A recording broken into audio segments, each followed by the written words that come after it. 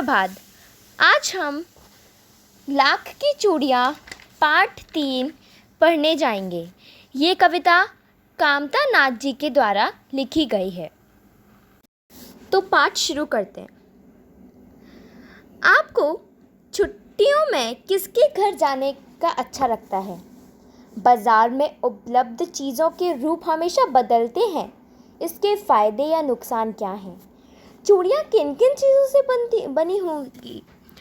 तो ये सारे जो मैंने आपसे अभी क्वेश्चंस पूछे, जैसे कि आप जब भी गर्मियों की छुट्टी या कोई भी कभी भी छुट्टी होती है तो आप किसके घर जाने का बहुत ही उत्सुकता रखते हैं कि हम लोग छुट्टियों में इसके घर जाएंगे और क्यों जाना है। बाज़ार में कई चीज़ें चेंज होती रहती हैं। उसके फ़ायदे या नुकसान जानने में आपको बहुत ही उत्साह आता है और आपको ये भी काफ़ी चीज़ें होती हैं जो आप चाहते हैं कि वो कैसे बनी है, किस से बनी है। तो हम इसमें चूड़ियों के बारे में बात करेंगे, तो इसलिए हम ये पहचानेंगे कि चूड़ियाँ किन किन चीज़ों से बनती हैं, उसके मतलब फ़ायदे क्या हैं। आधुनिक युग में सारा काम मशीनों से किया जाता है। आज के टाइम पे सारा काम मशीन के द्वारा किया जाता है। पहले हैंडमेड या अधिकतर लोग हाथ से काम किया करते थे। मशीनें कम समय में चीज़ों के अधिक विकल्प उपलब्ध कराती हैं। मतलब जैसे कि आज के टाइम में मशीन यूज़ किया जाता है, मतलब मशीन्स यूज़ किए जाते हैं जिसके थ्रू मतलब बहुत ही कम समय में वो चीज़ काफ़ी ज़्यादा उपलब्ध हमें मिल सकती है। लेकिन अगर हम उसी चीज़ को हाथ से बनाएं तो वो बहुत ही एक तो हमारा बहुत ही टाइम भी जाता है और हम लोग एक चीज़ को बहुत जल्दी मात्रा में नहीं बना पाएंगे, बहुत ज़्यादा मात्रा में। इस कहानी में यही बताया गया है और इस कहानी में जो हमारा पाठ है लाख की चूड़ियाँ, तो हम इसके बारे में ही पढ़ेंगे कि कैसे मशीन की बनी कांच की चूड़ियाँ लाख की चूड़ियों की जगह ले चुकी हैं। कि पहले के टाइम में लाख की चूड़ियाँ पहनती थी लेडीज़ या लड़कियाँ जो भी, लेकिन लाख की चूड़ियाँ के बदले कैसे मशीनें द्वारा कांच की चूड़ियाँ ने मतलब अपनी जगह ले ली। उसे बनवाने वाले हनुमंत कारीगर बदलू गरीब के दिन बिता रहा है, लेकिन फिर भी उसे अपनी कला से प्रेम है। तो इसमें एक बदलू नाम का लड़का होता है, वो इसी हालात से गुजर रहा होता है, लेकिन फिर भी उसको अपनी कला से उसी समय भी प्रेम होता है। भले वो कैसी भी हालात में हो, लेकिन फिर भी उसने अपना कला मतलब चूड़ियाँ बनाना नहीं छोड़ा था, लाख की चूड़ियाँ। तो चलिए पाठ शुरू करते हैं। सारे गांव में बदलू मुझे सबसे अच्छा आदमी लगता था, क्योंकि वह मुझे सुंदर सुंदर लाख की गोलियां बनाकर देता था।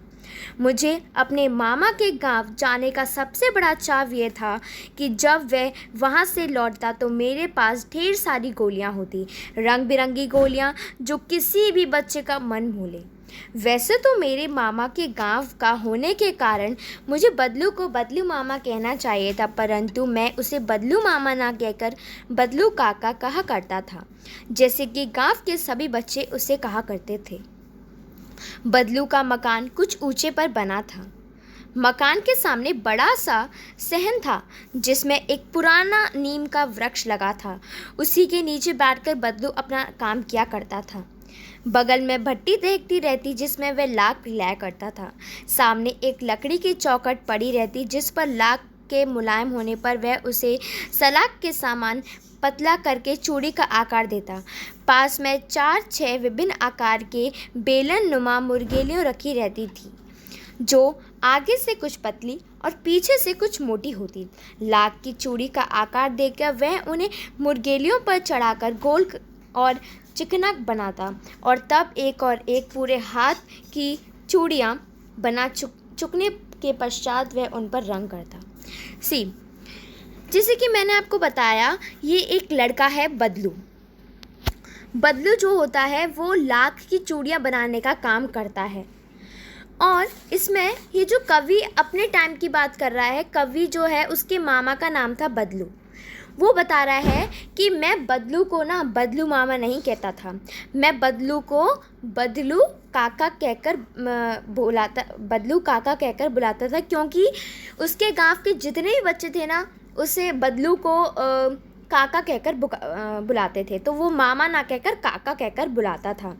और जब भी वो अपनी छुट्टियों में अपने मामा के घर मतलब बदलू काका के घर जाता था, तो उसको सबसे अच्छी मतलब सबसे ज़्यादा खुशी इस बात की होती थी कि जब वो अपने घर वापस लौट के आता था, तो उसके पास बहुत सारी गोलियां होती थी, मतलब चूड़ियाँ होती थी जो इतनी रंग बिरंगी होती थी, जो किसी भी बच्चे का मन मोह लेती थी। और जब वो आता था, गांव के सभी बच्चे उसको मामा नहीं कहते थे, काका कहते थे, इसलिए कभी भी उसे काका कहकर बुलाता था। अब उसका परिचय करा रहा है कि उसका घर कैसा था और वो कैसे चूड़ियाँ बनाता था।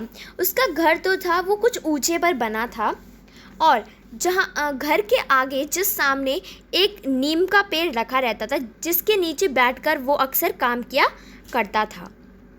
और जब भी वो काम करता था तो वो कैसे काम करता था कि जब भी काम करने बैठता तो सामने बगल में तो उसकी भट्टी दहकती रहती थी, मतलब जहाँ पर वो पिघलाया करता था चूड़ियों को शेप देने के लिए। सामने एक लकड़ी की चौखट पड़ी रहती थी, जिस पर लाख के मुलायम होने पर वह सलाख के सामने पतला करके चूड़ी का आकार देता, और सामने एक चीज़ पड़ी रहती थी जिसके थ्रू वो चूड़ियों को उसका शेप देता था। लाख की चूड़ी का आकार देकर उन्हें मुर्गेलियों पर चढ़ा गोल चिकना बना, और तब तक एक पूरे हाथ की चूड़ियाँ बना चुकने के पश्चात वो रंग भरता। मतलब फिर जब वो एक शेप बना लेता, फिर वो मुर्गेलियों पर चढ़ाकर जब वो सूख जाती अच्छी तरीके से, उसकी शेप आ जाती, तो वो बनाने के बाद उन पर बहुत ही सुंदर तरीके से कलर करता। बदलू यह कार्य सदा एक मचिए पर बैठकर किया करता था, जो बहुत ही पुरानी थी। बदलू के पास एक मचिया था। मचिया मतलब जिस पर वो बैठते हैं, वो उसी पर काफ़ी टाइम से उसी में ही बैठकर बनाया करता था। बगल में उसका हुक्का रखा रहता था, जिसे वह बीच बीच में पीता रहता था, और उसके बगल में हुक्का रखा रहता था जो बार बीच बीच में जब भी पीता। गांव में मेरा दोपहर का समय अधिकतर बदलू के पास बीता। कवि कह रहा है कि जब भी मैं आता तो गांव में आता तो दोपहर का अधिक समय तो मेरा काका के पास ही गुजर जाता। गांव में मेरा वह मुझे लला कहा करता और मुझे पहुँचते ही मेरे लिए तुरंत एक मछिया मंगा देता।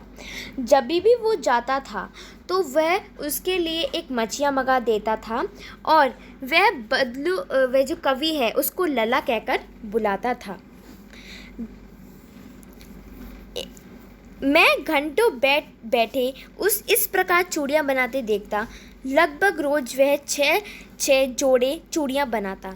वो कहता कि जब भी मैं दोपहर को उसको अधिकतर देखते ही रहता था कि वो चूड़ियाँ कैसे बना रहा है, तो वो दिन में कम से कम 6 जोड़े तो बना ही लेता था। पूरा जोड़ा बना लेने पर वह उसे बेलन पर चढ़ाकर कुछ क्षण चुपचाप देखता रहता, मानो वह बेलन ना होकर किसी नव वधू की कलाई है। फिर जिस स्टैंड पर वो चूड़ियाँ रखता था, फिर उसका वो मतलब शेप देता। फिर उसमें वो जब कभी देखता था उसको, तो उसे ऐसा लगता था कि वो चूड़ियाँ ना होकर किसी नव वधू की कलाई है। तो ये लाख की चूड़ियाँ का पार्ट है। हम इस पार्ट का आगे का पार्ट बाद में करेंगे। Thank you for watching this video. Please like, share and subscribe.